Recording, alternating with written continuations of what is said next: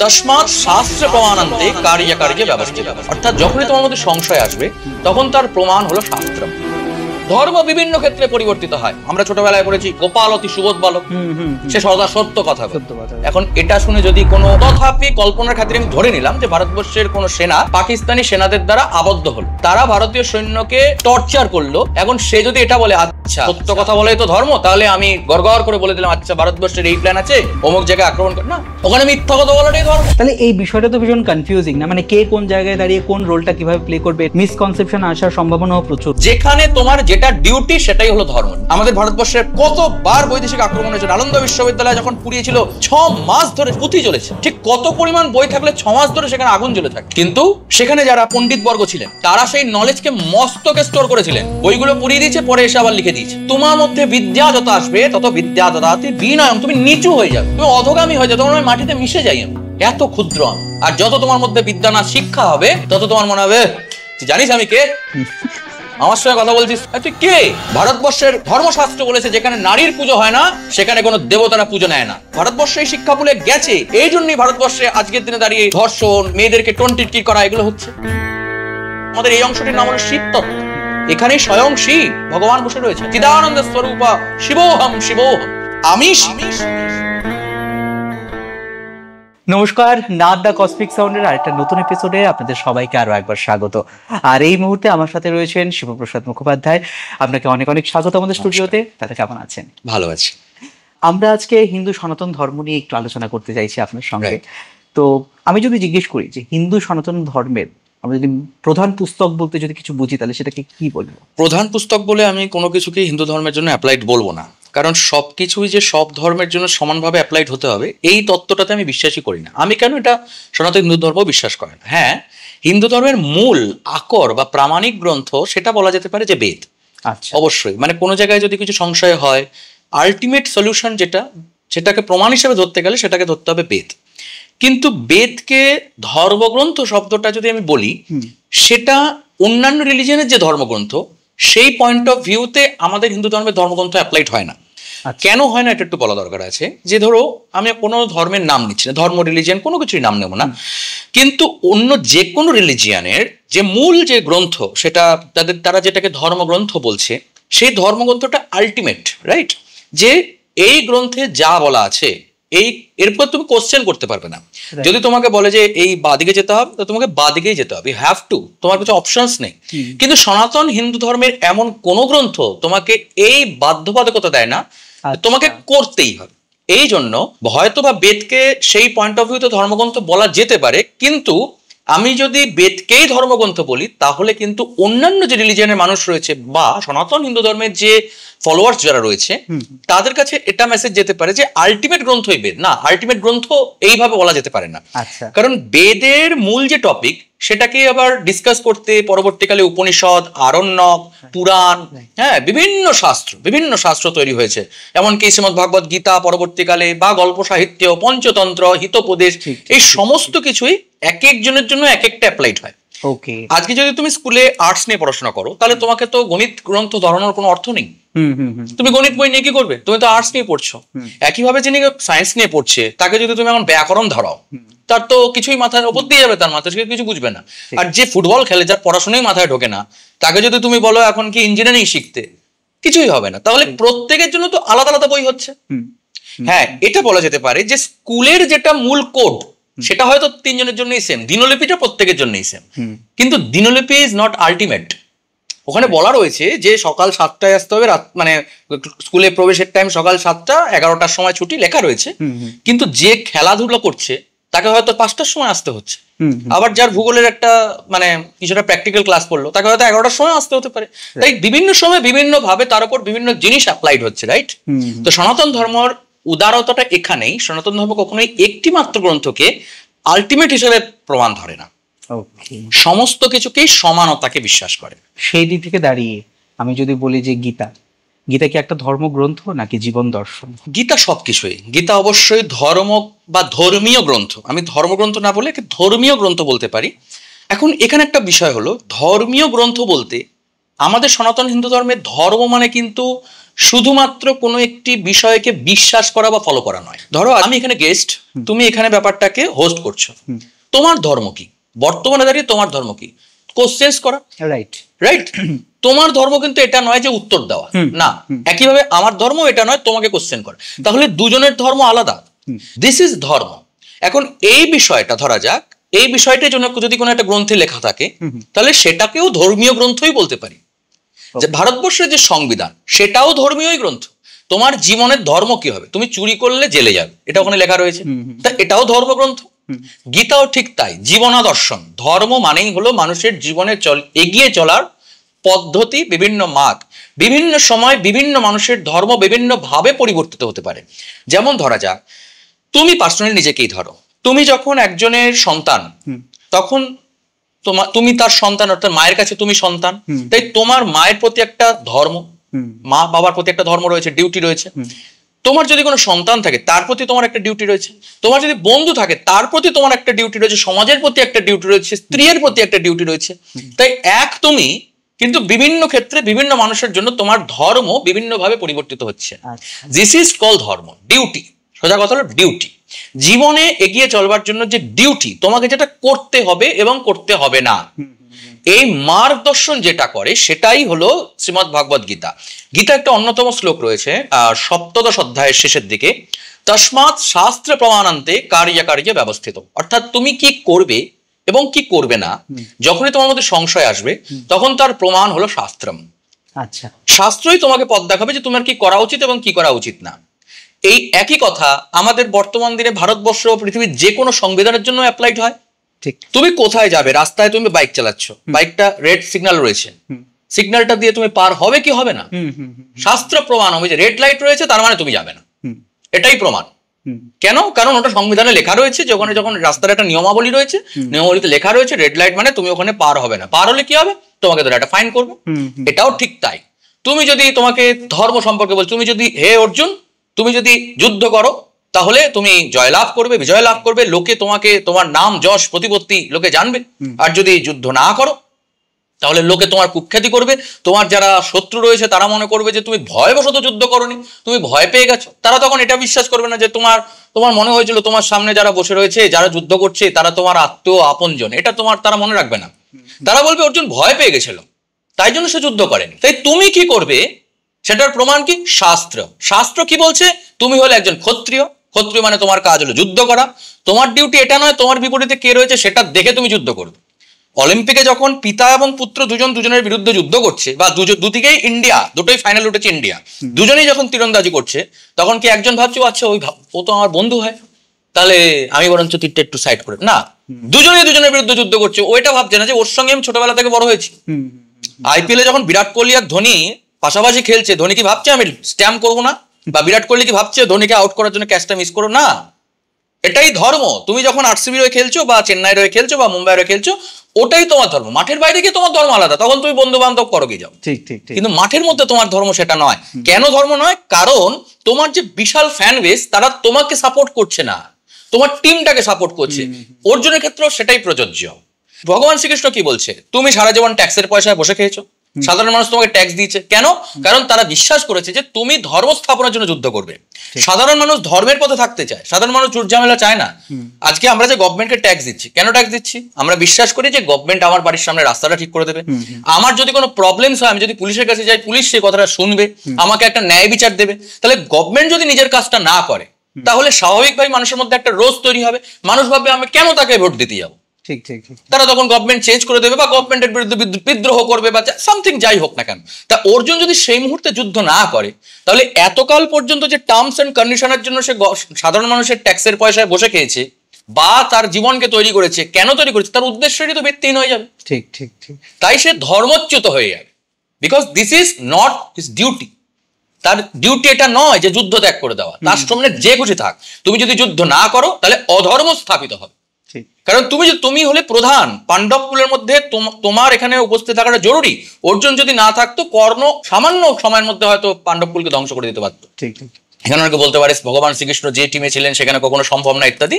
ঠিক আছে, অবশ্যই আমি মানছি, কিন্তু এটাও ঠিক ভাবতে হবে যে ভগবান শ্রীকৃষ্ণ কখনোই অর্জুনকে সেখানে যুদ্ধ বন্ধ করতে দিতেন না। তাই না? ভগবান শ্রীকৃষ্ণই যুদ্ধকে প্রমোট করছেন। আমরা কি বলতে পারি এই যে উনি কাজটা করছেন এটা কি ঠিক করেছেন না ভুল করেছেন? মানে যুদ্ধকে প্রমোট করা তুমি বলছো, দেখো এটা অনেকেই বলে যে ভগবান শ্রীকৃষ্ণ যদি না চাইতেন তাহলে যুদ্ধ হতো না। এটা ভিত্তিহীন কথা। ভগবান শ্রীকৃষ্ণ একটা খুব ইম্পর্টেন্ট শ্লোক রয়েছে, ভগবান শ্রীকৃষ্ণ তার শ্রীমুখে বলছেন, যদা যদা হি ধর্মস্য গ্লানির্ভবতি ভারত অভ্যুত্থানম অধর্মস্য তদাত্মানম সৃজাম্যহম। আমি কেন অবতরিত হয়েছি? পরিত্রাণায় সাধুনাং বিনাশায় চ দুষ্কৃতাম ধর্ম সংস্থাপনার্থায় সম্ভবামি যুগে যুগে। আমি ধর্ম স্থাপনের জন্য বারবার আসবো। পরিত্রাণায় সাধুনাং বিনাশায় চ দুষ্কৃতাম, দুষ্কৃতীদের বিনাশ করবার জন্য। তো বিনাশটা কি ফুল চন্দন দিয়ে হবে? আজকে যদি কোনো অধর্মী জেগে ওঠে সমাজে, তাকে দমনটা কিভাবে করতে হবে? যুদ্ধের দ্বারাই, যুদ্ধই করতে হবে। এবং এটাই শাস্ত্রীয় প্রমাণ। সনাতন ধর্মর একটা খুবই ইম্পর্টেন্ট লাইন আজকে মানে এটা খুব ট্রেন্ডিং এ চলে গেছিল, যেটাকে তুমি বলতে পারো যে অহিংসা পরম ধর্ম। এই লাইনটা একটু ট্রেন্ডিং এ চলে গেছিল, অহিংসা পরম ধর্ম। সনাতন ধর্ম অহিংসতায় বিশ্বাসী। হ্যাঁ, অবশ্যই সনাতন ধর্ম অহিংসতাতেই বিশ্বাসী, হিংসা পছন্দ করে না। আজকের দিনেও তুমি দেখবে ভারতবর্ষের নীতি কখনোই বিরুদ্ধ দেশকে বা শত্রু দেশকে প্রথমে আক্রমণ করা নয়। ভারতবর্ষের ইতিহাসে ভারতবর্ষ কখনো কোনো শত্রু দেশকে প্রথমে আক্রমণ করেনি, ফার্স্টে ডিফেন্ড করেছে, সব সময় ডিফেন্ড করেছে। কিন্তু তার মানে তো এই নয় যে তুমি বারবার আমাকে আক্রমণ করবে, আমি বারবারই তোমাকে ডিফেন্ড করবো। ঠিক। কিন্তু যখনই অহিংসা পরম ধর্মের প্রতি তুমি সম্পূর্ণরূপে বিশ্বস্ত হয়ে যাবে, পরেরটা তুমি না দেখো, ধর্ম হিংসাস্তথেই বলছে। ওই ধর্ম, হিংসা করাটাও ধর্ম। কেন? যখন তোমার প্রয়োজন হবে। যখন আজকে পাকিস্তানের বর্ডারে আমাদের ভারতের সৈন্যরা বা বিএসএফ যখন পাহারা দিচ্ছে, সেখানে যদি পাকিস্তানের সৈন্যরা বা জঙ্গিরা বা যে কোনো কিছু তারা যদি তাদের আক্রমণ করে বা ওখানে ভারতবর্ষে ঢুকতে চায়, তখন কি তার ধর্ম এটা দাঁড়ায় যে তাদেরকে ফুলচন্দন খাই ভাই তুমি যাও একটু ভালোবাসো? না, ডাইরেক্ট শুট। এবং এটাই তার ধর্ম। যদি সেটা সে না করে তাহলেই তার পাপ হবে। যদি সেখানে ভারতীয় সৈন্য বিএসএফ যারা রয়েছে তারা যদি ওই জঙ্গিদের খুন না করে, ডাইরেক্টলি বলছি একদম মানে ব্লক শুটে এইখানে যদি গুলি না করে, তাহলেই তার পাপ হবে, কারণ সেটাই তার ধর্ম। ধর্ম বিভিন্ন ক্ষেত্রে পরিবর্তিত হয়। সত্য পরম ধর্ম, আমরা প্রত্যেকেই জানি যে সত্যই ধর্ম, সত্য কথা বলাই ধর্ম। আমরা ছোটবেলায় পড়েছি গোপাল অতি সুবোধ বালক, সে সদা সত্য কথা বলে। এখন এটা শুনে যদি কোনো ভগবান না করুক কি ভগবান কেন, কোন পক্ষে ক্ষমতা নয় যে পাকিস্তানের কোনো সৈন্য ভারতীয় সৈন্যকে ধরে ফেলেছে, এটা সম্ভব নয়। তথাপি কল্পনার খাতিরে আমি ধরে নিলাম যে ভারতবর্ষের কোনো সেনা পাকিস্তানি সেনাদের দ্বারা আবদ্ধ হলো, তারা ভারতীয় সৈন্যকে টর্চার করলো। এখন সে যদি এটা বলে আচ্ছা তাহলে সত্য কথা বলাই তো ধর্ম, তাহলে আমি গড়গড় করে বলে দিলাম আচ্ছা ভারতবর্ষের এই প্ল্যান আছে, অমুক জায়গায় আক্রমণ কর, না, ওখানে মিথ্যা কথা বলাটাই ধর্ম, ওখানে মিথ্যা কথা বলাটাই ধর্ম। তাই ধর্ম কখনো একটা নয়। এই যে দেখো ধর্মগ্রন্থ এই জন্য কখনোই একটা হয় না। এটাই হলো সনাতন ধর্মের দর্শন। আমি যদি তোমাকে একটি গ্রন্থ বলে দিই যে এই গ্রন্থ, তোমাকে সত্যি কথাই বলতে হবে, না বলো সত্যি কথা। তাহলে এই বিষয়টা তো ভীষণ কনফিউজিং না, মানে কে কোন জায়গায় দাঁড়িয়ে কোন রোলটা কিভাবে প্লে করবে, এটার মাঝখানে একটা মিসকনসেপশন আসার সম্ভাবনাও প্রচুর। আমার মনে হয় সম্ভাবনা নয়, কারণ জীবনে চলতে গেলে যেখানে যেটা প্রয়োজন, অতিবুদ্ধি চোরের লক্ষণ। অতিবুদ্ধি নয় যে মানে ওই আইনের ফাঁক খুঁজলাম, ওরকম নয়। কিন্তু সবাই জানে প্রত্যেকের মধ্যে কিন্তু প্রত্যেকের অন্তরে কিন্তু একটা ভালো বোধ এবং খারাপ বোধ সর্বতভাবে রয়েছে। আমি সবসময় জানি যে চুরি করে সেও জানে যে চুরি করাটা ভুল, যে খুন করে, যে ধর্ষণ করে সেও জানে যে আমি এটা ঠিক করছি না, সে জানে। কিন্তু জানে যখন, তারপরে যখন করছে, দিস ইজ অধর্ম। আজকে যদি রাস্তায় একটা কারোর বিপদ হয়েছে, আমি জানি, আমি সর্বতভাবে জানি, এমন কেউ বলতে পারবে না যে বুকে হাত দিয়ে যে আমি জানি না যে ওকে আমার হেল্প করাটা উচিত নয়। সবাই জানে যে ওকে হেল্প করা উচিত, কিন্তু আমি হেল্প করছি না। তার বিভিন্ন বর্তমান দিনে সামাজিক প্রেক্ষিতে বিভিন্ন পয়েন্টস থাকতে পারে। অনেকে বলতে পারে যে আমি ঝামেলায় জড়িয়ে যাবো বা ইত্যাদি, হতেই পারে। কিন্তু ওটাও অধর্ম, কারণ তুমি তোমার ডিউটি পালন করছো না। তোমার যেটা ডিউটি, সোজা কথা বুঝে নাও, যেখানে তোমার যেটা ডিউটি সেটাই হলো ধর্ম। ডিউটি নিয়ে কখনো সংশয় থাকে না। পুলিশের ডিউটি পুলিশ, তাই তো? যে উকিল, তার ডিউটি ওকালতি করা। এখন এটা বলা যেতে পারে যে উকিল যদি এখন কোনো চোরকে বা ধর্ষককে বা খুনিকে ডিফেন্ড করে, সেটা কি ধর্ম হলো? এই কোশ্চেনটা এখানে রাখা যেতে পারে। কারণ ধর্ম যদি এইভাবে ধরা যায়, তার কারণ তার কাজ ওকালতি করা, তার নিজের ক্লায়েন্টকে ডিফেন্ড করা, রাইট? তাহলে সে যদি কোনো খুনিকে ডিফেন্ড করে, সেটা কি তার ধর্ম হয়ে যায়? না, হয় না। কারণ প্রত্যেকের নিজস্ব বিচার বুদ্ধি বিশ্লেষণ ক্ষমতা রয়েছে। তোমাকে বিচার বুদ্ধি বিশ্লেষণ ক্ষমতা দিয়ে তোমাকে বিচার করতে হবে যে আমার কি করা উচিত, কি করা উচিত নয়। সবসময় খাতায় কলমে কাজ হয় না, এটা বাস্তব কথা। তোমাকে ক্রিকেট খেলবার জন্য নিয়ম আছে, ওই যে মানে বুক রেকর্ডে রয়েছে যে ওই কভার ড্রাইভটা এইভাবেই মারতে হবে, কিন্তু দিলশান যখন বসে বলটাকে এইভাবে তুলে দিল, ওটা কোনো বইতে লেখা নেই। কিন্তু মেরে যখন দিল তখন ওটা 4ই কিন্তু আম্পায়ার বলল, এবং ওটাই ট্রেন্ড হয়ে গেল। এখন তো সবাই পাচ্ছে এভি ডিভিলিয়ার্স মেরেছে, পরবর্তীকালে মেরেছে, ওটাই ট্রেন্ড। তাই সবসময় খাতায় কলমে ব্যাপারটা চলে না। তোমার ডিউটি কি? তোমার ডিউটি ওখানে দাঁড়িয়ে বলটাকে 4-এর বাউন্ডারিতে পাঠানো, সোজা হিসাব। কোচ তোমাকে শিখিয়ে দিয়েছে বলটাকে এইভাবে পা বাড়াবে, এইভাবে কভার ড্রাইভ খেলবে, ঠিক আছে, ভালো কথা। কিন্তু তুমি যদি ব্যাপারটাকে এইভাবে খেলতে পারো, তোমার যদি সেই ক্ষমতাটা থাকে, করো না। ওকে, তোমার ডিউটিটাকে তুমি ফলো করো। তাই এখানে কনফিউশনে কিছু আছে বলে আমার অন্তত মনে হয়। কুরুক্ষেত্রের যুদ্ধক্ষেত্র, এই যুদ্ধক্ষেত্রে দাঁড়িয়ে এই যে হঠাৎ করে গীতার উপদেশগুলো আসা, এটা কতটা যুক্তিযুক্ত, বা ওই ক্ষেত্রটাই কেন উনি চুজ করলেন? কুরুক্ষেত্র হলো ধর্মযুদ্ধের ক্ষেত্র। কারণ শ্রীমদ ভগবত গীতা যখন শুরু হচ্ছে, তার ফার্স্ট শ্লোকটাই হলো এরকম, ধর্মক্ষেত্রে কুরুক্ষেত্রে সমবেতা যুযুৎসবঃ মামকঃ পাণ্ডবশ্চৈব কিম কুর্বত সঞ্জয়। ফার্স্ট শ্লোক, শ্রীমদ ভগবত গীতার ফার্স্ট শ্লোক, ধৃতরাষ্ট্রের মুখে এই একটি মাত্র শ্লোক রয়েছে। তিনি যখন শ্লোকটি বলছেন, দেখো এই যে আমি একটু আগে বললাম না, প্রত্যেকের অন্তরাত্মা কিন্তু জানে ঠিক কোনটা ভুল কোনটা। তিনি কি বলছেন দেখো, ফার্স্ট শ্লোকটাই খেয়াল করো, ধর্মক্ষেত্রে কুরুক্ষেত্রে। ওই কুরুক্ষেত্র কি? ধর্মক্ষেত্র। ওখানে ধর্মেরই বিজয় হয়, সে জানে। সমবেতা যুযুৎসব, সেখানে বীরগণ একত্র হয়েছেন। মামকঃ পাণ্ডবাশ্চৈব, আমার পুত্ররা এবং পাণ্ডুর পুত্ররা কি করছে সঞ্জয়, ওরা কি করছে? এখানে এই এই এই ক্ষেত্রে আমি আরেকটা লাইন বলতে চাই। যখন দুর্যোধন তার মায়ের কাছে গেল যুদ্ধ করবার আগে, পায়ে প্রণাম করে, যখন মাকে প্রণাম করে বললো, গান্ধারী দেবীকে প্রণাম করে বললো যে মা আশীর্বাদ করো যাতে যুদ্ধে বিজয়ী হয়, গান্ধারী দেবী একটা খুব সুন্দর লাইন বলেছিলেন, ইয়তো ধর্মস ততো জয়ঃ। যদি তুমি ধর্মের পথে আছো, তোমার যদি মনে হয় যে তুমি ধর্ম করেছো, তাহলে তোমার জয়লাভ হবে।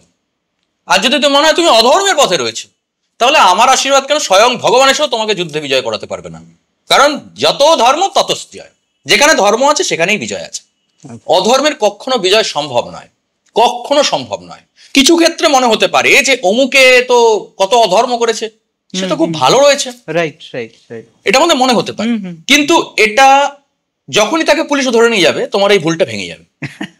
এবং তুমি এটা জানবে, যে লোকটাকে দেখে তোমার মনে হচ্ছে যে ও কত অধর্ম করছে, কত মানে খারাপ কাজ করছে, কত কুটকচালি করছে, কত কালো টাকা জমিয়েছে, কত রাজার মতো বাড়ি বানিয়েছে, রাজার হালে থাকছে, কিন্তু একটা জিনিস তুমি জানবে, সারাদিন সে রাজার হালে ঘুমাচ্ছে, রাত্রেবেলা তুমিও ঘুমাচ্ছ, সেও ঘুমাতে যাচ্ছে। তুমি কিন্তু ওই ছেঁড়া কাঁথায় আরাম করে ঘুমাচ্ছ, সে ঘুমাচ্ছে না, তার কিন্তু টেনশন আছে। সে কখনো ঠান্ডা মাথায় ঘুমাতে পারবে না, কারণ তার অন্তরাত্মা কিন্তু জানে যে আমি ভুল করেছি, এবং হতে পারে আমার বর্তমানে ক্ষমতা রয়েছে, কিন্তু ধর্মের চাকা ঘোরে, ধর্মের চাকা ঘুরবে। তুমি হতে পারে, এটাও হতে পারে যে তুমি এই জন্মে হয়তো তুমি মরে গেলে, ধরে নিলাম মরে গেল, তাহলে তোমার মনে হবে তাহলে তো কি সুন্দর রাজার হালে মরে গেল সে। কিন্তু একটা জিনিস জানবে, তার নেক্সট জেনারেশন, পরবর্তীকালে পরবর্তী জেনারেশন, পরে পরে পরে একটা সময় সবাই জানবে, সবাই জানবে, তখন কিন্তু লোকে তার মুখে থুতু দেবে। এইটাকে বেঁচে থাকা বলে না। নেতাজি সুভাষচন্দ্র বসু তিনিও অমর, ওসামা বিন লাদেন তিনিও অমর।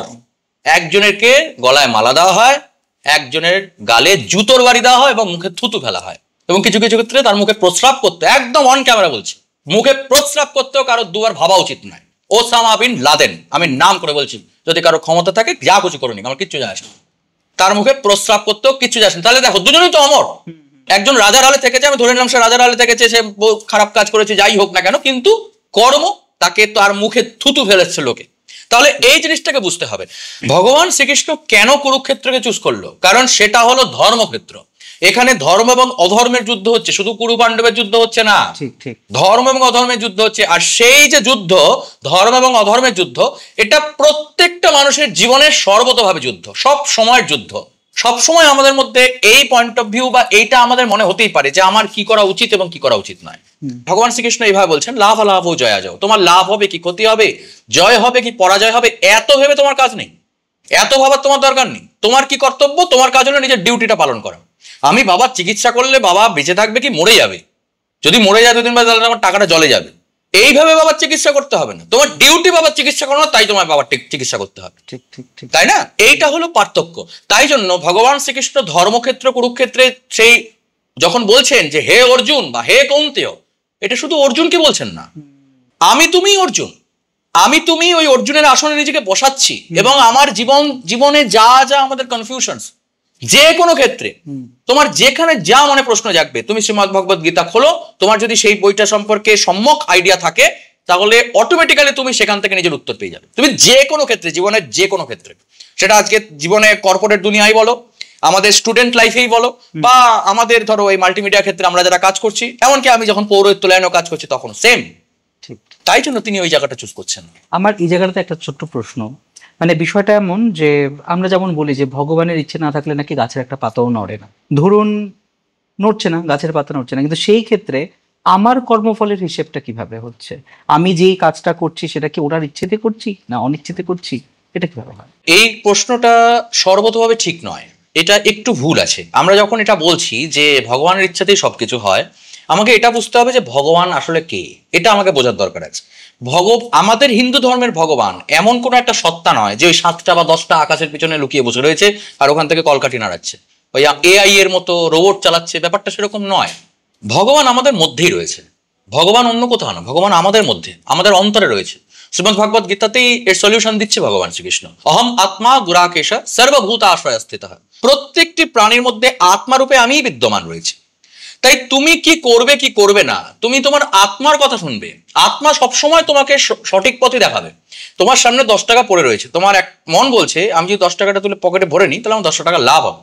কিন্তু একটা জিনিস জানবে, তুমি যদি একদম মহাপাতক হয়ে গেছো তার ব্যাপারটা আলাদা, কিন্তু ওই মহাপাতক হওয়ার জন্য যে সূচনা, তার আগে তো তোমাকে একটুখানি তোমার অন্তরাত্মাতে একটু বলবে যে ওটা ঠিক নয়, তুমি ওটা শুনছো না। প্রবলেমটা হলো এখানে। তাই তোমার অন্তরাত্মা তোমাকে সদা সর্বদা সঠিক পথে কিন্তু নির্দেশ করে, প্রবলেম হলো তুমি সেটা শোনো না। তাই জন্য ভগবান এটা নয় যে তিনি আমাদের দিয়ে কাজ করাচ্ছেন, তা নয়। তুমি যদি অঙ্ক করো পরীক্ষায় পাস করবে, অঙ্ক না করলে পরীক্ষায় ফেল করবে, সহজ কথা।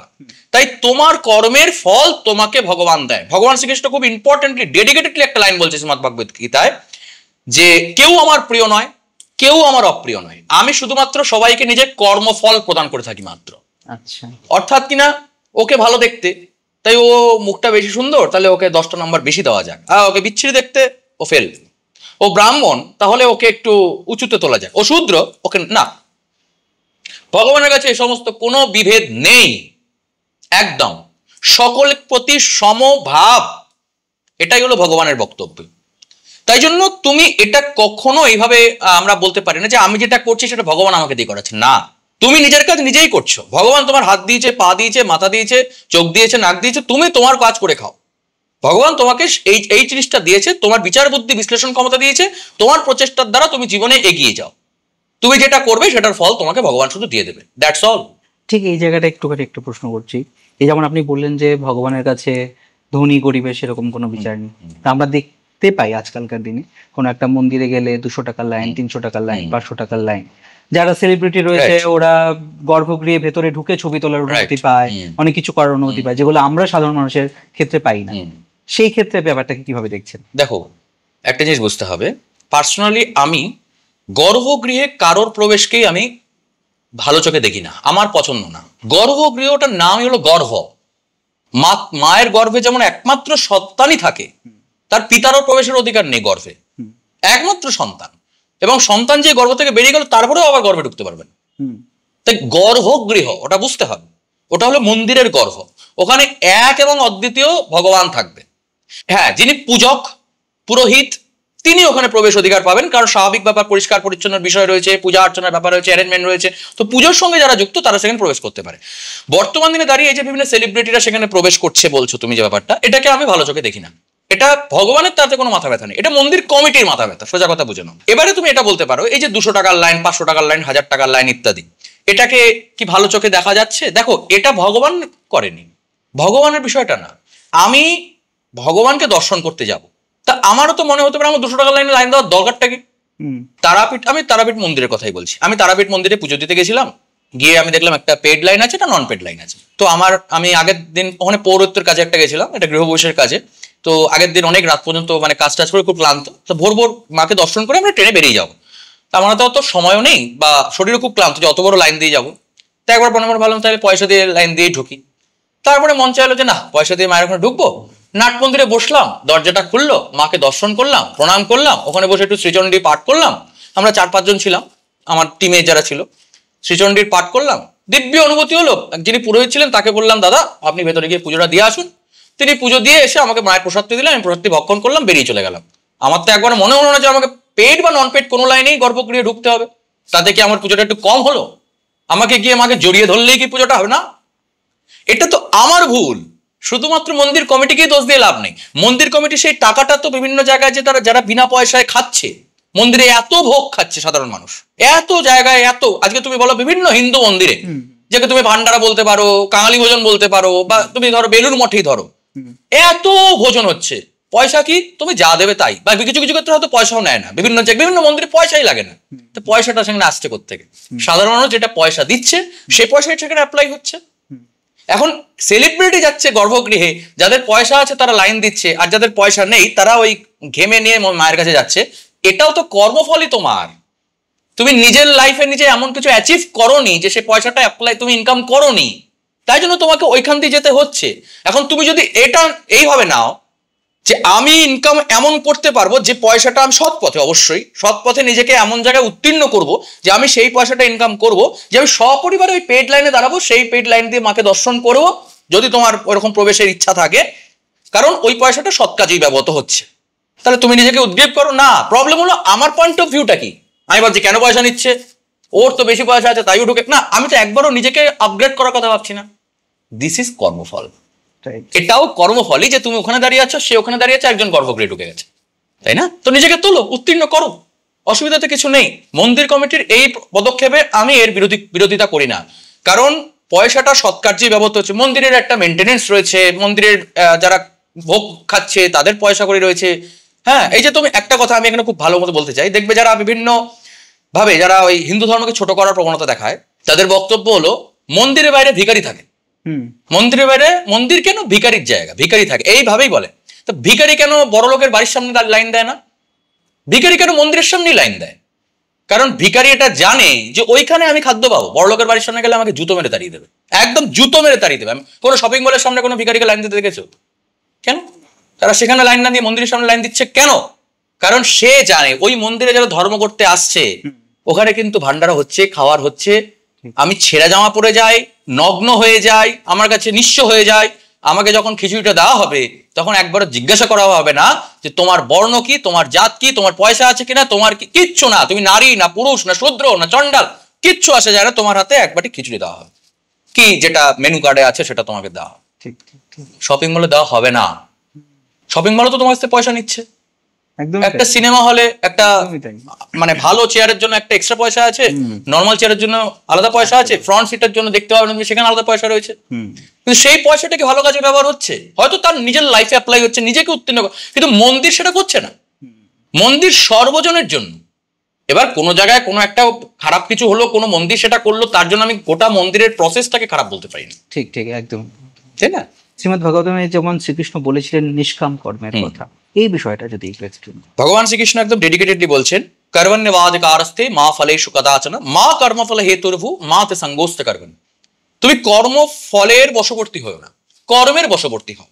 উদাহরণস্বরূপ বলা যেতে পারে, আমি বিভিন্ন পডকাস্টে এই উদাহরণটাই দিয়ে থাকি, তাই তোমাকে আবারও বলছি, কারণ এটা জীবনের সঙ্গে বা আমার যিনি সামনে বসে রয়েছেন তার ব্যাপারটা খুব রিলেট করতে সুবিধা আমার মনে হয় পার্সোনালি, কারণ আমি নিজের লাইফে ওটা অ্যাপ্লাই করেছি। ধরো তুমি ভিডিওটা বানাচ্ছ, রাইট? তুমি একটা ভিডিও বানাচ্ছি, আমাদের এক্সপেকটেশন কি যে ভিডিওটা 10টা লোক দেখবে, 10 জন জানবে, তার সঙ্গে এই ভিডিওটা মনিটাইজড আমার চ্যানেল রয়েছে, সেখান থেকে আমার কিছু ইনকাম হবে, 2 পয়সা আমার লাভ হবে, রাইট? এইগুলোই আমাদের এক্সপেকটেশন রয়েছে। এখন একটা জিনিস ধরো, তোমার এক্সপেকটেশন এটাই রয়েছে যে আমি এই পয়সাটা দিয়ে বা এই ভিডিওটা ভাইরাল হবে, তাতে আমি বেশ কিছু পয়সা ইনকাম করবো, আমি একদিনে পপুলার হয়ে যাব। ধরো যে এই ভিডিওটা তোমার 10,000 20,000 ভিউ এলো বা তাও এলো না, তোমার একটা ডিমোটিভেট লাগবে। হ্যাঁ, এত খাটনি করলাম হলো না, হচ্ছে না, ডিমোটিভেট লাগবে। কিন্তু তোমার যদি মানে পয়েন্ট অফ ভিউটা এটা থাকে যে আমার কাজ কি, আমার কাজ হলো এই হোস্টিং করা, বিভিন্ন গেস্টদের আনা, ব্যাপারটাকে করা, আমি আমার কাজটা করছি, ভিউ হলো না হলো বাদ দাও, দেখার দরকার নেই, আমি আমার কাজটা করে যাবো। সামনে 1 বছর 2 বছর অবশ্যই নিজেকে রেকটিফাই করবো, ভুল কোথাও হচ্ছে সেটা দেখবো, তার দ্বারা নিজেকে উন্নত করবো, ধীরে ধীরে ধীরে ধীরে আমি নিজেকে আপগ্রেড করার চেষ্টা করবো। লোকে দেখলে ভালো, না দেখলে আর ভালো, লোকে তোমায় অটোমেটিক্যালি দেখবে, লোকে তোমায় অটোমেটিক্যালি দেখবে। এটাই হলো কর্মফলের বশবর্তী হওয়া আর কর্মফল ত্যাগ করা, নিষ্কাম কর্ম, আমার এক্সপেকটেশনকে ত্যাগ করা।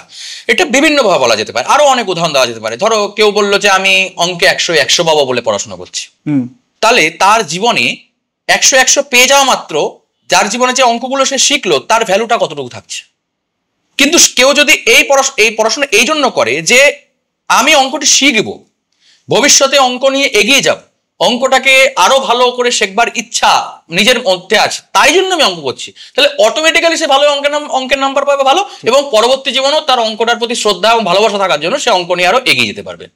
তাই তুমি যদি একটা নিজের লক্ষ্য স্থির করে নাও, সেই লক্ষ্য স্থির হওয়া মাত্রই, যে তুমি ক্লাস 5 পাস করে গেলে, ক্লাস 5 এর বইগুলোর আর কোনো ভ্যালু থাকলো না তোমার কাছে। আজকের জেনারেশনে তুমি দেখতে পাবে এটা, বইগুলো তুলে দিলে আমি তো বিভিন্ন জায়গাতে ছিঁড়ে কুচি কুচি করে উড়িয়ে দিয়েছি। মানে এটা কি ধরনের জামাটা, যে জামাটা পরে তুমি স্কুলে যাচ্ছ, আমি একদম বলছি এটা আমাদের সময় তো ছিল না, আমার একটু খারাপই লাগে বিষয়টা। যে জামা পরে তুমি স্কুলে যাচ্ছ, তোমার স্কুল লাইফ বা কলেজ লাইফ যে মাত্র শেষ হচ্ছে, তুমি তার মধ্যে আঁকি বুকি সাইন না, ঠিক আছে করেছো ভালো কথা, কিন্তু সেই জামাটা তুমি যদি এখন, হতেই পারে স্মৃতি বিজড়িত, আমার বন্ধু বান্ধবদের সাইন করালাম, সেটাকেও আমি অতটা খারাপ বলছি না, কিন্তু সেই জিনিসটাকে নিয়ে এসে তুমি ছুড়ে ফেলে দিলে, বা বই কুচি কুচি উড়িয়ে দিলে, বা তুমি গ্র্যাজুয়েট হওয়ার পর টুপিটাকে ধরে উপরে ছুড়িয়ে ফেলে দিলে, এমনকি অস্ট্রেলিয়া, আমি নাম করে বলছি, অস্ট্রেলিয়া কাপ জেতার পর তার উপর পা তুলে দিল না, তোমার রেসপেক্ট কোথায় সেই জিনিসটার প্রতি? সেই জিনিসটার জন্য তুমি ক্লাস 5 পাস করেছো, বা তুমি মাধ্যমিক পাস করেছো, সেই টেস্ট পেপারটা, সেই বইটা, তাই জন্য তুমি পাস করেছো, তোমার রেসপেক্টটা কোথায় তার প্রতি? এই হলো কর্মফলের বশবর্তী হওয়া না হওয়া। তোমার কাছে ওটার ভ্যালু নেই, তোমার কাছে ওই ভ্যালুটা অত পর্যন্তই যে আমার পরীক্ষাটা হয়ে গেল ভাই, আমার ছুটি আর শান্তি। কিন্তু যে পড়াশোনাটাকে ভালোবাসে, তার মাথা ব্যথা নেই ভালো নাম্বার পাওয়া, তার মাথা ব্যথা হলো ভালো শেখা। তাই জন্য সে বইগুলো যত্ন করে রাখবে, কারণ ভবিষ্যতে যদি আবার প্রয়োজন পড়ে কোনো বিষয়ে একটা সংশয় হলো, কারণ আমি জানি, যেমন আমার কাছে পার্সোনালি এখনো পানিনীয় ব্যাকরণ রয়েছে, আমার যখন কলেজে সেই বইগুলো এখনো রয়েছে, আমার ভিডিও করতে আজকে কাজে লাগে। ভিডিও করতে যখন একটা আমার সংস্কৃত ডিকশনারি রয়েছে, যদি ধরা যাক আমার একটা কোনো সংস্কৃত মন্ত্র বুঝতে অসুবিধা হচ্ছে, আমি বইটা খুলে দেখে নিলাম, ওটা আমার ক্লাস 11 বই বা 12 বই।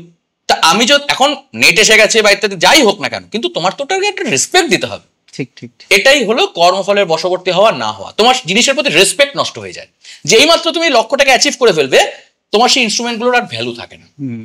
তো এইটাই হলো ব্যাপার। এই যে আপনি বললেন যে এক্সপেকটেশন ছাড়া, এক্সপেকটেশন ছেড়ে কোনো একটা কাজ করা, ফলের আশাটা না করা, এক্সপেকটেশনটাকে ছাড়া কিভাবে? ওটা তো খুব একটা কঠিন কাজ মনে হয়। না কঠিন, দেখো এক্সপেকটেশন ছাড়া মানে এটা নয় যে ধরা যাক যে আমার স্ত্রী রয়েছে, আমি এটা এক্সপেক্ট করবো না যে আমি বাড়ি গেলাম আমার স্ত্রী আমাকে এক গ্লাস জল দেবে বা আমাকে সে ভালোবাসবে, বা আমার স্ত্রী যদি এক্সপেক্ট করে যে ভ্যালেন্টাইন্স ডের দিন আমি তাকে একটা গোলাপ দেবো, কথার কথা বলছে, তার একটা মনের মধ্যে বাসনা হতেই পারে, যে কোনো কারো স্ত্রীর গার্লফ্রেন্ডের প্রতি হতেই পারে, গার্লফ্রেন্ডেরও হতে পারে, বয়ফ্রেন্ডের হতে পারে, যে তার স্ত্রী বা স্বামী তাকে ভালোবাসবে। এটা এক্সপেকটেশন নয়, এটা তো ডিউটি। ওকে, এটা তো ডিউটি, এটা আমরা গুলিয়ে ফেলি। ধরো আমি চাকরি করছি, রাইট, কেউ চাকরি করছে, সে বা আমি পুজো করছি, তার বদলে আমি বলেছি তোমার কাছে ভাই আমার এই পুজোটার জন্য আমার এত টাকা দক্ষিণা লাগবে, আমি তোমাকে বলেছি। বা তুমি যে চাকরিটা করছো, তুমি বলেছো যে এত টাকার আমার পার আনাম আমার একটা প্যাকেজ হয়েছে, এখন তুমি বলতে, যদি কেউ বলে এটা তোমার এক্সপেকটেশন, না এটা এক্সপেকটেশন না, এটা তোমার পাওনা। তুমি যে কর্মটা করছো তার কর্মের বিপরীতে তুমি সেই দক্ষিণাটা বা সেই পয়সাটা তুমি অ্যাচিভ করছো, এটা এক্সপেকটেশন নয়। নিজেকে আপগ্রেড করার ইচ্ছা এক্সপেকটেশন নয়। এক্সপেকটেশন কোনটা এটা বুঝতে হবে। ধরো উদাহরণ দিয়ে বোঝাই, কেউ সিগারেট খায়, কেন খায়? বন্ধু বান্ধবদের সঙ্গে যখন দেখা হলো, তারা খাচ্ছে, সিগারেট খায়, চলো সে খেলো, ঠিক আছে, সে একটা সিগারেট খায়, তার সিগারেটের নেশা নেই, সে ওই বন্ধু বান্ধবের সঙ্গে একটু ভদ্রতার খাতিরে হয়তো সিগারেট খেলো, ধরে নিলাম। কিন্তু একজন সেটাতে আসক্ত, দিনে 1 প্যাকেট সিগারেট না খেলে তার চলে না। এই দুয়ের মধ্যে একটা পার্থক্য আছেই। ঠিক ঠিক, যদিও এই পার্থক্যটা এই উদাহরণের সঙ্গে যায় না, তবু আমি কেন বোঝাতে চাই এই ধরনের পার্থক্যগুলো কেন ব্যবহার করি, কারণ আমার মনে হয় যারা ভিউয়ার্স তারা রিলেট করতে পারবে এমন জিনিসগুলোতেই বোঝানোটা দরকার, যেগুলো আমাদের দৈনন্দিন জীবনের বিষয় তাদের বুঝতে সুবিধা হয়। আমি যদি এখন কোনো সাধু সন্ন্যাসীকে নিয়ে একটা মহামূল্য তত্ত্ব বোঝাই, বুঝতে লোকে পারবে না সেটা বলছি না, কিন্তু ব্যাপারটা অনেক গভীর তত্ত্ব, এবং সেটা বোঝাতেও হয়তো আমার যে বিশেষ সময়টা লাগবে, সেটাও আমাদের কাছে সময়ের অভাব, এবং সেটা কজন বুঝতে পারবে সেটা নিয়েও সন্দেহ রয়েছে। তাই একদম যার বুদ্ধি কম সেও যাতে বুঝতে পারে, তাই জন্য আমি এই ধরনের উদাহরণগুলো একটু ব্যবহার করে থাকি। তাই এক্সপেকটেশন আর ডিউটির মধ্যে পার্থক্য করলে হবে না। মা যদি একটা এক্সপেক্ট করে যে আমার সন্তান আমাকে শ্রদ্ধা করবে, সন্তান যদি এটা এক্সপেক্ট করে যে আমার বাবা আমাকে ভালোবাসবে, এটা এক্সপেকটেশন নয়, এটা তার ডিউটি, আমি সেটাকে চাইছি মাত্র, এটাকে এক্সপেকটেশন বললে চলে না। এক্সপেকটেশন কোনটা? ধরো আমি ক্রিকেট খেলছি, আমি খেলছি জেতার জন্য, এটা আমার ডিউটি, এটা এক্সপেকটেশন নয়। ইন্ডিয়া যখন ব্যাট করতে নামছে, জেতার জন্য নামছে, তাহলে কি সে এক্সপেকটেশন ত্যাগ করে দিলাম, তাহলে হারলেও কোনো ব্যাপার না। এক্সপেকটেশন কোনটা? আমি চাইছি যে আমি প্রতি বলে 4 মারবো, 2 মিনিট আউট হয়ে যাবে। এক্সপেকটেশন পার্থক্য বোঝো, যেখানে যেরকম সেখানে তোমার ধর্ম, এই দেখো আবার সেই ধর্ম, যেই বল ঠিক বল তোমাকে ডিফেন্স করতে হবে, অ্যাটাকের বল অ্যাটাক করতে হবে, তোমার ধর্ম প্রতি বলে বলে পরিবর্তিত হচ্ছে, কোনোটা কভার ড্রাইভ, কোনোটা স্ট্রেট ড্রাইভ, কোনোটা ছক্কা, আমরা যেহেতু ভগবতের নিয়ে কথা বলছি, গীতার কোন উপদেশটা আপনার জীবনে খুব গভীরভাবে প্রভাব ফেলেছে? আমার মনে হয় এটা সকলের জীবনেই প্রভাব ফেলে। একটা লাইন আছে, ক্রোধাৎ ভবতি সম্মোহ, সম্মোহাৎ স্মৃতি বিভ্রমঃ, স্মৃতি ভ্রংশাৎ বুদ্ধিনাশো, বুদ্ধিনাশাৎ প্রণশ্যতি। অর্থাৎ তোমার সমস্ত জীবনের পতনের মূল কারণ কি জানো? ক্রোধ বা রাগ। ক্রোধাৎ ভবতি সম্মোহ, তুমি দিক বিদিক জ্ঞান শূন্য হয়ে যাও তোমার যখন রাগ হয়। সম্মোহাৎ স্মৃতি বিভ্রম, তুমি ভুলে যাও তোমার কারকে কি বলা উচিত, তোমার জীবনের আদর্শ কি, তোমার শিক্ষা কি, তুমি ভুলে যাও, তোমার মনে থাকে না। স্মৃতি ভ্রংশাৎ বুদ্ধিনাশ, তোমার বুদ্ধি বিনাশ হয়ে যায়, তোমার বুদ্ধি কাজ করে না, তখন কি করছি কি বলছি কোনো ঠিক নাই। বুদ্ধিনাশাৎ প্রণশ্যতি, তোমার পতন হয়। তাই মানুষের জীবনে অন্যতম ভাবে সবার আগে যে জিনিসটা ত্যাগ করা উচিত সেটা হলো ক্রোধ। কারণ ক্রোধ তোমাকে সর্বতভাবে নষ্ট করে দেয়। ক্রোধে কারোর জীবনে কোনোদিন লাভ হয়নি, হবে না। অমুকে তোমাকে একটা বাজে কথা বললো, তুমি ক্রোধ করে তাকেও দুটো বাজে কথা বললে, তুমি যদি তাকে পাত্তা না দিতে তাহলে কোন ক্ষতিটা তোমার হয়ে যেত? কোন ক্ষতিটা? তুমি ঠান্ডা মাথায় তাকে ডিফেন্ড করো। আজকে পাকিস্তান আমাকে ভারতবর্ষকে আক্রমণ করছে, আমি রেগে মেগে একটা সেই বোম মেরে দিলাম, কথার কথা বলছি, তা 10টা দেশ আমার বিরুদ্ধে চলে গেল, আমি আরো ফেসে গেলাম। যেটা সাধারণত আমাদের প্রতিবেশী দেশ করে থাকে আর কি, নিজেরা করে আবার তারাই ফাঁসে। হ্যাঁ, তো হ্যাঁ, এটা বলতে কোনো অসুবিধা নেই। তো যাই হোক, এটা তার উদাহরণ দেখো, আমাদের সামনে উদাহরণ আছে, ভারতবর্ষের সামনে পাকিস্তান, বাংলাদেশ, উদাহরণ, স্পষ্ট উদাহরণ। হ্যাঁ, নিজেদের কিভাবে নিজেরাই নষ্ট করা যায় তার প্রকৃষ্ট উদাহরণ আমাদের সামনে স্পষ্ট ভাবে রয়েছে। তুমি এটা রিলস করেও ছাড়তে পারো এটা। হ্যাঁ হ্যাঁ, আমি একদম বলছি, একদম অন ক্যামেরা রিলস করে ছাড়বে, আমাকে ট্যাগ করবে, একদম কোনো অসুবিধা নেই। আচ্ছা, তো যেটা বলছিলাম যে ক্রোধের বসে আমাদের কিভাবে পতন হতে পারে, বুদ্ধিভ্রষ্ট হলে আমাদের কিভাবে দেশ নষ্ট হয়ে যায়। এখন বলছে আমার আলুর দাম বেশি, পটলের দাম বেশি, ভাই পটল হবে, আরো পতনের দিকে তুমি যাবে। কারণ ওই গীতার লাইন তুমি গীতা পড়োনি, পড়ার দরকার নেই, এটা কমন নলেজ, কমন সেন্স। সেখানে ভারতবর্ষকে উদাহরণ হিসেবে দেখো, ঠান্ডা মাথায় কোনো দিন কিন্তু দেখবে না ভারতবর্ষ ফার্স্টে আক্রমণ করেছে বা কোনো ক্ষেত্রে অমুক জিনিসটা হলো সঙ্গে সঙ্গে একটা স্টেপ নিন না। আর যদি বা হয়েও থাকে 2-4টে, সেটা নগণ্য উদাহরণ বলতে পারে। বিভিন্ন ক্ষেত্রে বিভিন্ন পলিটিক্সে আমি যাবো না, কখনোই আমি পলিটিক্সের লোকই নই, আমি পলিটিক্সে যাবো না। কিন্তু ভারতবর্ষ আমার আদর্শ, ভারতবর্ষ আমার মা, তাই ভারতবর্ষের গুণগান করাটা আমার ডিউটি, এটাই আমার ধর্ম, তাই আমি সেটা পালন করব সহজ হিসাব। এবং ভারতবর্ষের প্রতি যারা খারাপ বিরূপ মনোভাব করবে তাদের প্রতি পদে আমি বাজে কথা বলবো, এটাই আমার ধর্ম, তাতে আমার ধর্ম যায় না। স্পষ্ট কথা শুনে নাও। তাহলে এই যে বিষয়টা, এখানে তোমাকে বুঝতে হবে যে শ্রীমদ ভাগবত গীতা কত সুন্দরভাবে আমাদের বুঝিয়ে দিচ্ছে জীবনে কি করা উচিত কি করা উচিত নয়। আরো একটা লাইন আছে, নহি জ্ঞানেন সদৃশং পবিত্রমিহ বিদ্যতে। তোমার জীবনে সব বা প্রত্যেকটি মানুষের জীবনে বা যে কোনো ক্ষেত্রে সর্বোৎকৃষ্ট কি? নলেজ, জ্ঞান। জ্ঞানের ওপর কিচ্ছু নেই। যার কাছে জ্ঞান রয়েছে তারই কিন্তু ক্ষমতা রয়েছে, যার কাছে জ্ঞান নেই তার দ্বারা কিচ্ছু হবে না। বুদ্ধি যস্য বলং তস্য, যার কাছে বুদ্ধি আছে তার কাছেই শক্তি আছে। বুদ্ধি কি করে হবে? জ্ঞানের মাধ্যমে, নলেজের মাধ্যমে। আজকে ভারতবর্ষ চাঁদের মধ্যে নিজেকে পাঠিয়ে দিয়েছে, ভারতবর্ষ চাঁদে পৌঁছে গেছে। কি করে পৌঁছেছে? ভারতবর্ষের জ্ঞান তাকে সেই জায়গায় নিয়ে গেছে, ভারতবর্ষের জ্ঞান সে জায়গায় নিয়ে যেতে। সারা পৃথিবী হা করে দেখছে যে চাঁদে গিয়ে তারা এখন যেখানে কোনো পৃথিবীর কেউ যেতে পারেনি, গর্বে বুক ভরে যায় যে আমার ভারতবর্ষ সেখানে পা রেখেছে, গায়ের লোম দাঁড়িয়ে যায়, বলতে গেলেও মানে সে ইয়ে লাগে। কি করে করল? ভারতবর্ষের নলেজ, উইজডম তাকে সেই জায়গায় পৌঁছেছে। আমাদের ভারতবর্ষের কতবার বৈদেশিক আক্রমণ হয়েছে। নালন্দা বিশ্ববিদ্যালয় যখন পুড়িয়েছিল, 6 মাস ধরে সে পুঁতি চলেছে, 6 মাস। ঠিক কত পরিমাণ বই থাকলে 6 মাস ধরে সেখানে আগুন জ্বলে থাকে। কিন্তু সেখানে যারা ছিলেন তাদের বুদ্ধি দেখো, বুদ্ধিযস্য বলং তস্য দেখো। সেখানে যারা পণ্ডিত বর্গ ছিলেন তারা সেই নলেজকে মস্তকে স্টোর করেছিলেন, বইগুলো পুড়িয়ে দিয়েছে, পরে এসে আবার লিখে দিয়েছে। এই জন্য দেখো বৈদেশিক শত্রু কেন আজকের দিনে দাঁড়িয়ে পর্যন্ত যারা যারা ভারতবর্ষকে দমন করতে চায় তাদের সবার আগে আক্রমণ হলো ভারতবর্ষের শিক্ষা ব্যবস্থার প্রতি। যে দেশের শিক্ষা ব্যবস্থাকে নষ্ট করে দেবে তুমি, সেই দেশ ভেতর থেকে শেষ হয়ে যাবে।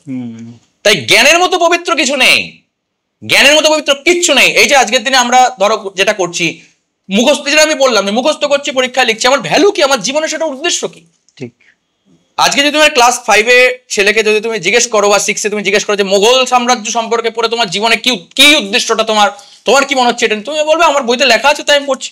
কি উদ্দেশ্য আমি জানি না, আমিও জানি না। আমি শিখে আমার কি লাভ হয়েছে আমি নিজেও আজ পর্যন্ত বুঝিনি। যাদের লাভ হয়েছে, যারা ইতিহাস সম্পর্কে জানতে চাইছে তাদের পড়লে লাভ আছে। কিন্তু ভারতবর্ষে যদি প্রাচীন তুমি মানে পড়াশোনার ধরনকে তুমি যদি ফলো করো, সেখানে দেখবে কি বলা হয়েছে, সেখানে দেখবে সবাইকে সব শিক্ষার কথা বলা হয়নি, একেবারেই না। যদি তোমার মনে হয় যে তুমি চাষ করবে, তাহলে তুমি ছোট থেকে চাষ নিয়েই মাথা কামাও। তোমার মাথা ব্যথার দরকার নেই কিভাবে অস্ত্র চালাতে হয়। যদি তোমার মনে হয় যে আমি ভারতবর্ষে মানে আমার যে ক্ষত্রিয় কুল, সেই কুলে আমি একজন সৈন্যবাহিনী হিসেবে যুক্ত হতে চাই, তাহলে তুমি সেখানেই ভর্তি হয়ে যাও, সেখানে বিষয়ে তুমি ধর্মচর্চা করো। উদাহরণ দ্রোণাচার্যের কাছে দেখো, যখন পাণ্ডবেরা গেল বা কৌরবেরা গেল, তিনি প্রথমেই কি করলেন? তাদেরকে তিনি এখন বসে বেদ পাঠ শেখালেন বা কিভাবে বাস্তু সম্পর্কে একটা বিস্তারিত জ্ঞান দিলেন? না, তিনি যুদ্ধ বিষয়ে শেখালেন। দেখো ধর্ম কিভাবে এখানেও আসছে। দেখো অর্জুনকে তিনি ধনুক দিলেন, ভীমকে দিলেন গদা। কেন? সবাইকে একটা করে তরোয়াল ধরে দিলেন না কেন? যার যেটা অ্যাপ্লাইড তাকে ছোট থেকে সেটাকেই শেখালো।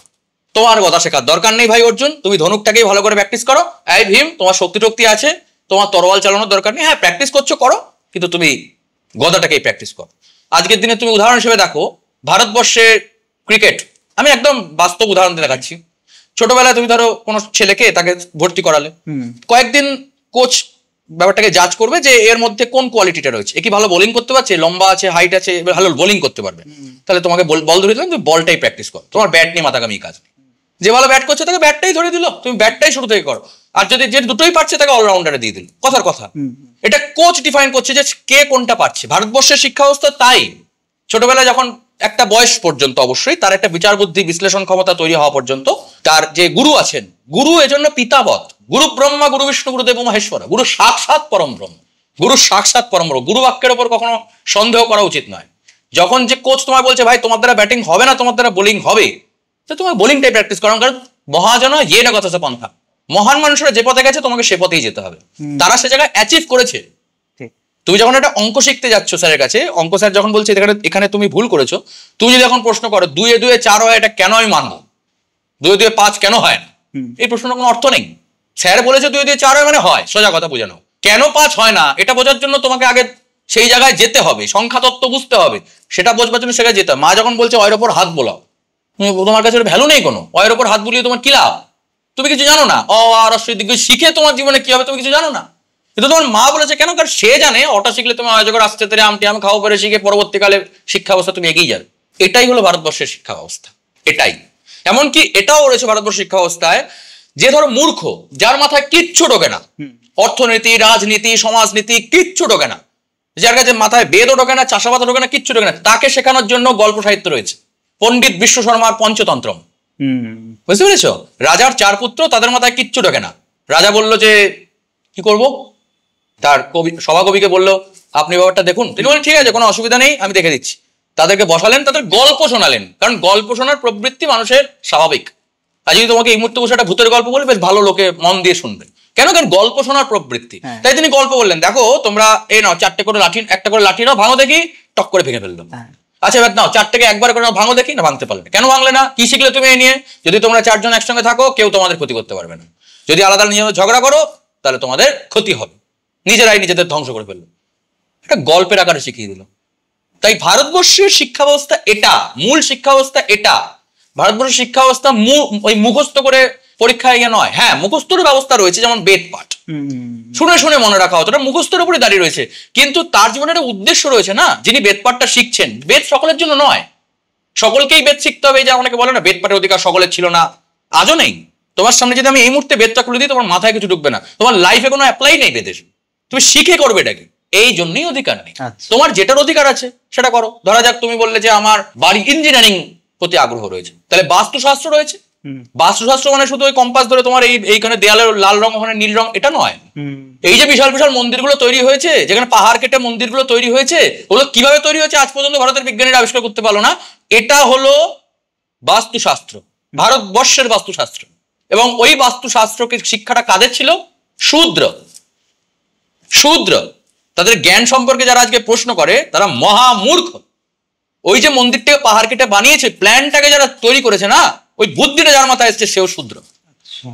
তাই ভারতবর্ষের জ্ঞান পদ্ধতি এটাই যে যেটা তোমার জীবনের লক্ষ্য তুই সেটা শুরু থেকেই কর, মুখস্থ করে অহেতুক মাধ্যমিক পর্যন্ত, তারপরে তুমি। আর আমি এটার বিরোধী, কখনোই ভারতবর্ষের শিক্ষা ব্যবস্থার প্রতি বিরোধী বলছি না, কিন্তু এটা ভারতবর্ষের মূল বিষয় নয়। তাই হতে পারে ভগবান যদি মুখ তুলে চায়, হয়তো ভারত আবার জগতে সবাই শ্রেষ্ঠ আসন লবে। কিন্তু আমি বিশ্বাস করি ভারত সর্বতভাবে সবসময় শ্রেষ্ঠ, এ বিষয়ে কোনো সন্দেহ নেই। সূর্যের যদি আমি কিছুক্ষণ দেখতে না পাই, আমি যদি চোখে চশমা পরে থাকি, তার মানে সূর্য সেখানে নেই, ব্যাপারটা সেরকম দেখায়। সূর্যের জায়গাতেই রয়েছে। আমার ক্ষমতা কম, তাই আমি সূর্যকে দেখতে পাচ্ছি না, আমি চোখ বুঝে বলছি সূর্য নেই।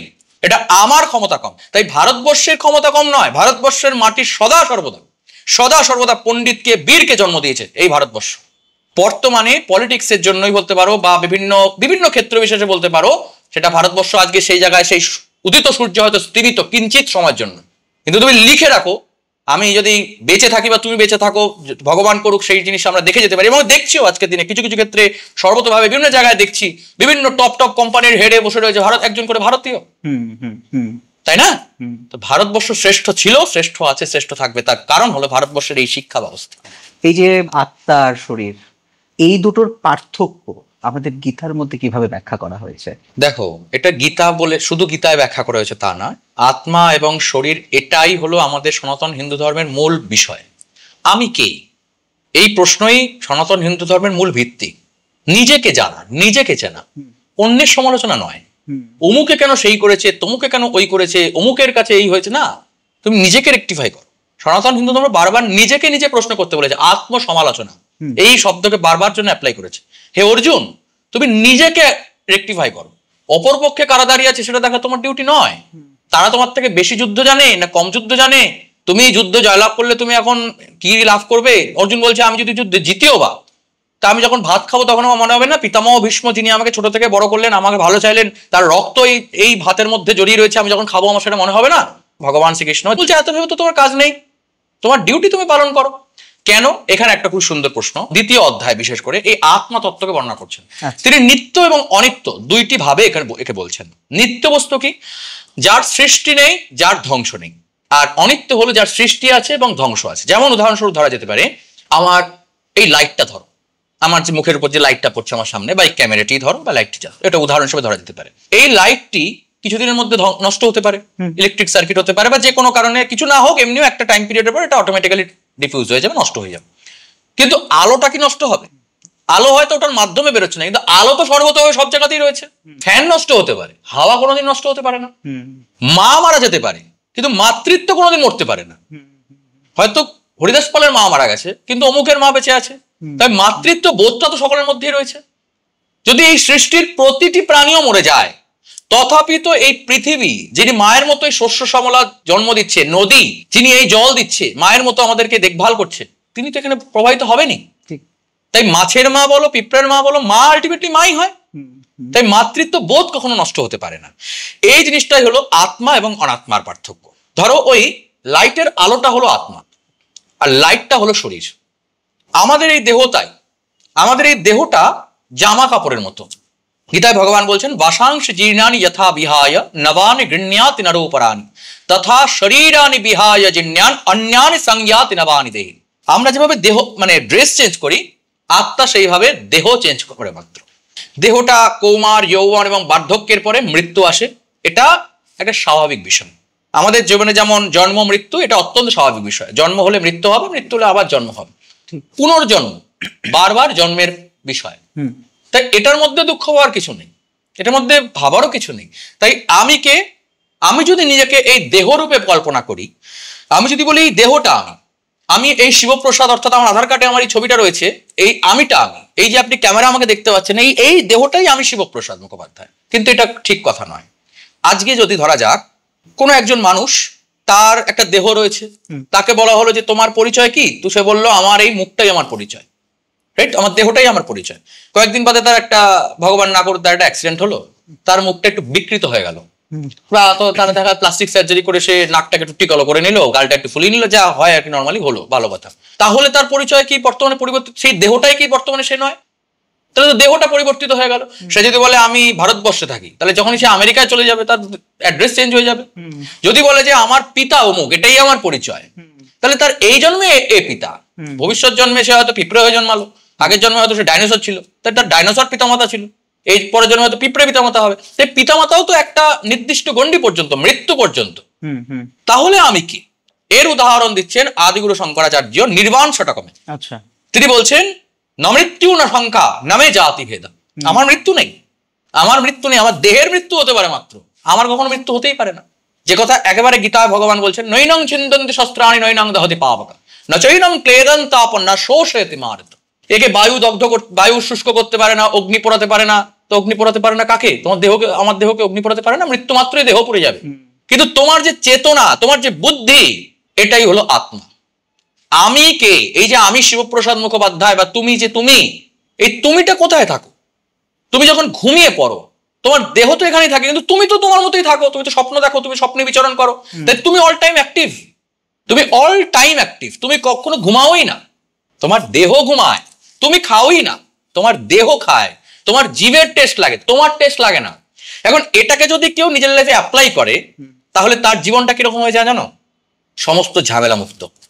তার চিন্তা নেই আমার ডাল ভাত জুটলো, ভাতে নুন আছে কিনা, পেট ভরাতে হবে, দেহটা চালানোর জন্য খেতে হবে, তাই আমি খাচ্ছি। তার মাথা ব্যথাই নেই খাদ্য নিয়ে, তার মাথা ব্যথাই নেই আমি 5 তলা বাড়িতে আছি না 1 তলা বাড়িতে আছি, কারণ আমি তো কোথাও থাকি না, আমার বাড়ি তো এটাই, আমি তো বাড়িতেই রয়েছি। আমি, আমার দেহটা একটা বাড়িতে থাকবে, আমি থাকবো না, আমি আমার দেহের মধ্যে রয়েছি। এইভাবে কি হয়, যখনই সে এই ব্যাপারটাকে বুঝতে পারে, তার মধ্যে একটা বৈরাগ্য চলে আসে। আচ্ছা, সে এটা বুঝতে পারে যে আমার জীবনের উদ্দেশ্য কি, আমার জীবনের উদ্দেশ্য কি। আমার জীবনের উদ্দেশ্য, বিভিন্ন মানুষের বিভিন্ন উদ্দেশ্য হতে পারে, কিন্তু আলটিমেট প্রত্যেক মানুষের একটা জীবনের উদ্দেশ্য হওয়া উচিত, সেটা হলো জনকল্যাণ, মানুষের জন্য কিছু করা, বা পশু পাখির জন্য কিছু করা, বা সমাজের জন্য কিছু করা, প্রকৃতির জন্য কিছু করা। কারণ একটা পশু আর একটা মানুষের মধ্যে কোনো পার্থক্য নেই। পশুটাও খায় ঘুমায়, একটা সন্তান জন্ম দেয়, মানুষও তাই করে, খায় ঘুমায় আর সন্তান জন্ম দেয়। এর মধ্যে পশু আর মানুষের মধ্যে পার্থক্য একটুও নেই। পার্থক্য হলো এটাই যে মানুষের মধ্যে পশুত্ব থেকে সেই মানুষটি মানবত্বে বা দেবত্বে উত্তীর্ণ হয়। এটাই মানুষের জীবনের মূল লক্ষ্য। আমাদের মানে তন্ত্রে একটা লাইন আছে, তন্ত্রে, যদিও এটা আলোচ্য বিষয় না, তবু বোঝানোর জন্য বলছি। যারা আমরা তন্ত্রে আমরা পৌরোহিত্য করি বা যারা তন্ত্র বিষয়ে একটু আলোচনা করি, তারা একটা জিনিস জানবেন, আমাদের এই পায়ের বুড়ো আঙ্গুল থেকে এই কোমর পর্যন্ত ব্যাপারটাকে বলা হলো আত্মতত্ত্ব। আচ্ছা, অর্থাৎ আমার জন্মমাত্র আমার বুদ্ধি, বিচার বুদ্ধি ক্ষমতা একটা টাইম পিরিয়ডের পর, অবশ্যই শিশুর কোনো কিছু থাকে না, শিশু তো দেবত্ব অটোমেটিক্যালি থাকে, কিন্তু যত মানুষের মনের মধ্যে কামনা বাসনা ঢুকতে থাকে, শিশুর মধ্যে ঢুকতে থাকে, তত তার চেতনা অধোগামী হতে থাকে। তার মধ্যে স্বার্থ জন্মায়, তার মধ্যে লোভ জন্মায়, তার মধ্যে হিংসা জন্মায়, এই ভাবগুলো তার মধ্যে জন্মায়, আমিত্ব জন্মায়, অহংকার জন্মায়। আমি 100 পেয়েছি, ও পায়নি, আমি বড় লোকের ছেলে, ও গরিব ছেলে, ওর পাশে আমি বসবো না। এই ভাব সেই শিশুর মধ্যে জন্মমাত্রই থাকে না। শিশু জন্মমাত্রই দেবত্বেই থাকে, তার বুদ্ধি এখানেই থাকে। কিন্তু যত এগুলো ঢুকতে থাকে তার মধ্যে, তত তার চেতনা অধোগামী হতে থাকে, তার চেতনায় আত্মতত্ত্বের মধ্যেই সীমাবদ্ধ থাকে। সে শুধু নিজেকে নিয়ে ভাবে, আমি বলতে সে নিজের দেহকেই বোঝে, নিজের জন্য করতে থাকে, তাই জন্য তার জীবনাদর্শ স্বার্থপরের মতো হয়ে যায়। কিন্তু এই যখনই সে এই অবস্থায় রয়েছে, তখন তার মধ্যে আর একটা কুকুরের মধ্যে কি পার্থক্য আছে? কুকুরটাও তার খাবারের জন্য পাশের যে কুকুরটা রয়েছে তাকে ঘাউ ঘাউ করে তাড়িয়ে দিচ্ছে, কারণ ওই খাবারটা আমি খাবো, স্বার্থ। তার মধ্যে কুকুরটা, তার মধ্যে কি পার্থক্য রয়েছে? কোনো পার্থক্য নেই। কিন্তু সেই যে শিশুটি, ধরা যাক তার পিতামাতা তাকে একটা সুশিক্ষা দিল, তাকে সুশিক্ষার দ্বারা তার চেতনাকে আবার ধীরে ধীরে ধীরে ধীরে, বা হতে পারে তার পিতামাতা এতটাই সুশিক্ষিত বা তাকে সে যেভাবে গাইড করলো, তার চেতনা সেখানে গেলই না, তার মধ্যে স্বার্থ জন্মালোই না। ছোট অবস্থা থেকে তাকে তার পিতামাতা সেভাবে গাইড করলো যে মানুষের জন্য বাঁচো, মানুষের জন্য কর্ম করো, অন্যকে নিয়ে ভাবো, এই শিক্ষা তাকে দিল। কিংবা যদি না দেয়, তাহলে তার চেতনা অধোগামী হলো। আর যদি দিল, তাহলে কিন্তু তার বুদ্ধিতত্ত্বে আসলো, আত্মতত্ত্ব এবং বিদ্যাতত্ত্ব, আমাদের এত পর্যন্ত হলো বিদ্যাতত্ত্ব। এখানে কিন্তু আমাদের সম্পূর্ণ চক্রগুলো বিদ্যমান। ঠিক আছে, তো আমাদের চক্রগুলো অ্যাক্টিভেট হয় এই বিদ্যাতত্ত্বতে। বিদ্যা মানে বিদ্যা সেটাই, সা বিদ্যা ইয়া বিমুক্তয়ে, সেটাই বিদ্যা যা তোমায় মুক্তি প্রদান করে। শিক্ষার বিদ্যার মধ্যে পার্থক্য আছে। স্কুলে যেটা তুমি শিখে মুখস্থ করে পরীক্ষায় লিখছো, এটা বিদ্যা নয়, এটা শিক্ষা। এটার ওই যে তোমাকে আগে উদাহরণ বোঝালাম যে এটা তোমার জীবনে ততক্ষণ পর্যন্ত অ্যাপ্লাই যতক্ষণ পর্যন্ত তোমার লক্ষ্য অ্যাচিভ না হচ্ছে। বিদ্যা তা নয়। বিদ্যা কি? বিদ্যা দদাতি বিনয়ম। বিদ্যা তোমাকে বিনয়ী করে তোলে। তোমার মনে হবে আমি কিছুই নই, নগণ্য মাত্র। তুমি শ্রেষ্ঠ হয়েও তোমার মনে হবে যে আমি নরকের কীট। মাথায় যত বোঝা থাকে না, মাথা তত নিচু হয়, আর ফাঁকা কলসির আওয়াজ বেশি হয়। এটা এগুলোর প্রবাদ, কিন্তু এটাই বাস্তব, এটাই বাস্তব। তো তোমার মধ্যে বিদ্যা যত আসবে, তত বিদ্যা দদাতি বিনয়ম, তুমি নিচু হয়ে যাবে, তুমি অধোগামী হয়ে যাবে। তখন আমি মাটিতে মিশে যাই, আমি এত ক্ষুদ্র আমি। আর যত তোমার মধ্যে বিদ্যা না শিক্ষা হবে, তত তোমার মনে হবে তুই জানিস আমি কে? আমার সঙ্গে কথা বলছিস তুই দাঁড়িয়ে, তুই কে? সমগ্র সৃষ্টির মধ্যে কতটুকু ক্ষুদ্র তুই একবার গুগল করে দেখ। মিনিমাম আর্থ, গুগল আর্থটাই খুলে দেখ না, তুই কোথায় দাঁড়িয়ে আছিস। বাকি সৃষ্টি বৃষ্টি বাদ দে, মিনিমাম গুগল আর্থটা খুলে তুই একটু জুম করে দেখ, তুই কোথায়, তোকে খুঁজেই পাবি না, তুই সে। এটাই হলো তোমার নলেজ, জ্ঞানের অভাব, বিদ্যা। তোমার বিদ্যা তোমাকে সেই জায়গায় তুলে নিয়ে যায়। সা বিদ্যা যা বিমুক্ত হয়, যখনই তোমার মনে হবে যে এই দেহটা তো আমি নই, আমার জীবনের লক্ষ্য জনকল্যাণ, এটা তোমাকে অটোমেটিক্যালি মুক্তি দেবে, কারণ তোমার সকাম কর্ম আসবেই না, তোমার তো নিজের জন্য কিছু করতে ইচ্ছাই করবে না, তোমার মনে হবে পরের জন্য কিছু করি। এই জন্যই, শুধু এই জ্ঞানের জন্যই ভারতবর্ষ সমগ্র সৃষ্টিকে, সমগ্র বিশ্বকে নিজের পরিবার বলতে পেরেছে, অন্য কেউ পারেনি। এই জন্যই একমাত্র পুরুষতান্ত্রিক সমাজে বসেও ভারতবর্ষ শক্তির আরাধনা করতে পেরেছে। বলছে যে আদি শক্তি মহামায়া, তিনি একজন নারী, যেটা বলার ক্ষমতা একমাত্র ওয়ান অ্যান্ড অনলি ভারতবর্ষের গরিমাময় ইতিহাস এর প্রমাণ। ভারতবর্ষের ধর্মশাস্ত্র বলেছে যেখানে নারীর পুজো হয় না সেখানে কোনো দেবতারা পুজো নেয় না। ভারতবর্ষের সংবিধানে বা সংবিধান কেবল শাস্ত্র সাহিত্য, সেখানে তুমি নগ্ন নারীর উল্লেখ পাবে। নগ্ন নারী, মহাকালী মহামায়া তোমার নগ্ন হয়ে রয়েছে, নগ্ন। দেখো তুমি, ওইটাই সত্য, ওটাই বাস্তব।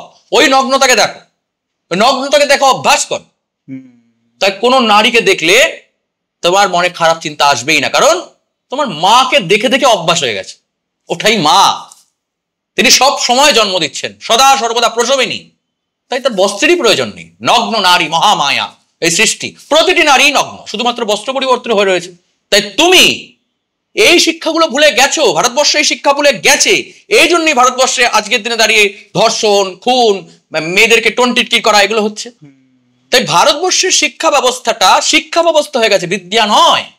বর্তমান দিনে দাঁড়িয়ে সন্তানকে এটা শেখানোর থেকে বেশি এটা শেখাই তুমি নিজের স্বার্থকে ত্যাগ করো, এটা আমরা শেখাই না। আমরা শেখাই কি, স্কুলে যাচ্ছ, পাশের ছেলেটাকে নোট দেখাবে না, ও ফার্স্ট হয়ে যাবে, তুমি ফেল করে যাবে। ঠিক, তাহলে সেই শিশুটা তো ছোট থেকে স্বার্থ শিখছে। তাহলে সে যদি বড় হয় তোমাকে না দেখে, আমি পিতামাতাকে দেখে কি লাভ?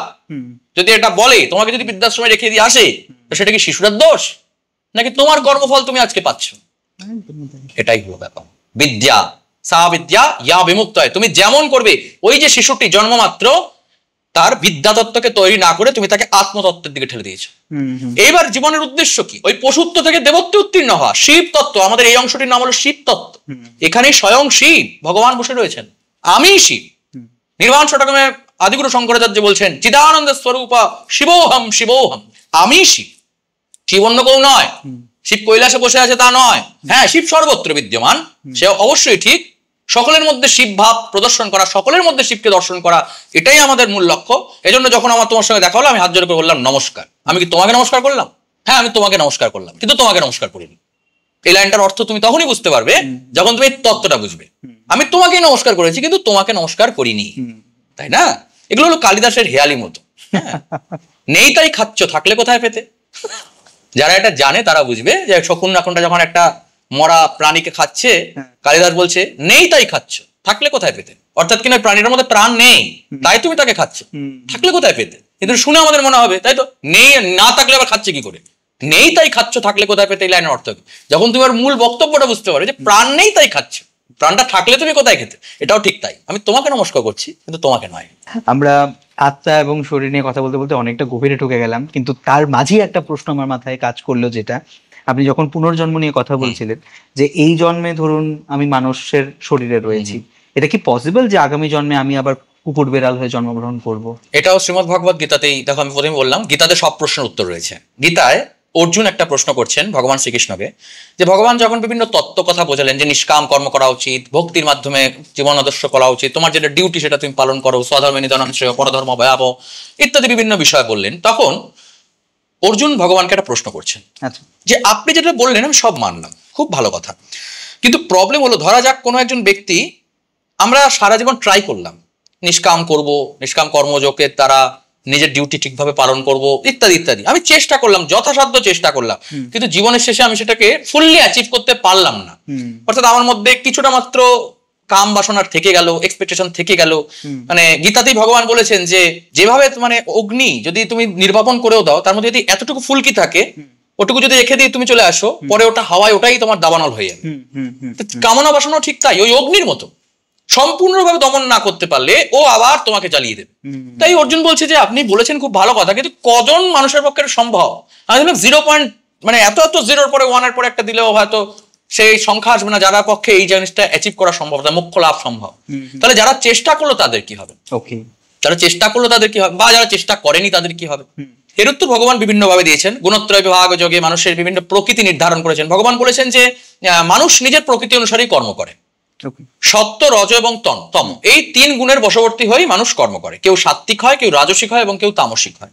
যখন কোনো তামসিক ব্যক্তি হয়, তামসিক ব্যক্তির অবশ্যই ডেফিনেশন রয়েছে বিভিন্ন ভাবে, যারা নিজেকে দেহ মনে করে, অর্থাৎ যেটা আমি তোমাকে একটু আগে বোঝালাম, এদেরকে তামসিক ব্যক্তি বলা হয়েছে।